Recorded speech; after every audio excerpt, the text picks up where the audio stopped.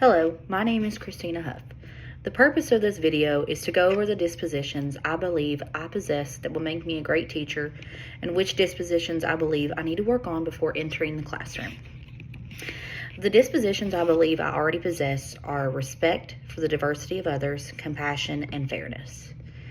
I live in a very small town where there is not much diversity. So when there are students who look different or have a different cultural background that are different than most, they usually easily stand out. It can be easy for people to not think much about cultural differences when we live in a place that everyone believes similar. But I think even if it is 1 out of 100 who is different, I want to be able to make that child feel seen and accepted.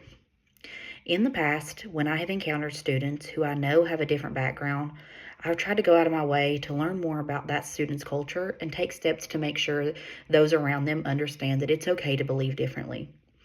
As far as compassion, I believe I've always been a compassionate person my whole life. I am very much someone who is an empath and cares deeply about the feelings of others. I work in a very low income area, so I see students every day who come from situations that are less than ideal, sometimes even abusive. Oftentimes, these students I see every day who come from situations that are less than ideal, have behaviors that are disruptive, and it can be easy to get frustrated and dismiss it as bad, but I always try to remember that we don't know what this person is going through at home. I also believe I possess a disposition of fairness. I'm someone who believes that everyone deserves the same opportunities as the next person. Fair does not always mean the same for everyone, but we can still have high expectations for everyone, even if the expectations are different. When it comes to dispositions I need to work on before entering the classroom, I believe I need to learn more about advocacy and reflection. For advocacy, I want to learn more when it comes to forming relationships with students that are meaningful and helpful and do not cross the line of being unprofessional. I have never personally experienced it, but I do have the fear of a relationship with a student or parent becoming unprofessional and the other party viewing me too much as a friend rather than an educator. I want to learn more about how to maintain that line and still be able to form meaningful relationships that make students feel as though they can trust and lean on me.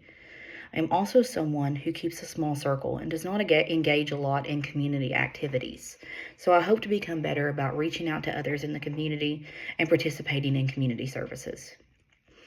As for reflection, I struggle with anxiety, and sometimes when I reflect, it can be harmful to me rather than helpful. I often let anxiety make me believe things that are not true about myself. And when reflecting on a situation, I spiral. I would like to learn to work on reflecting in a positive way that is helpful rather than harmful to myself. If I'm reflecting in a harmful way, this will not allow me to grow as an educator. One of the qualities a professional educator should have is patience. When working with young minds, it can be frustrating that they do not listen or when they have behaviors that are disruptive. It can be easy to lose our temper, but it's important to have patience and show patience to those students. We are there to model behaviors we hope for them to have one day, and if we are not patient, we cannot expect them to also have patience. I also believe a professional educator needs to maintain a positive attitude. When there is a situation that is not ideal, it is important for educators to be positive. When they maintain the half glass full attitude, it will show students that even in a tough situation, there can be good to be seen or found.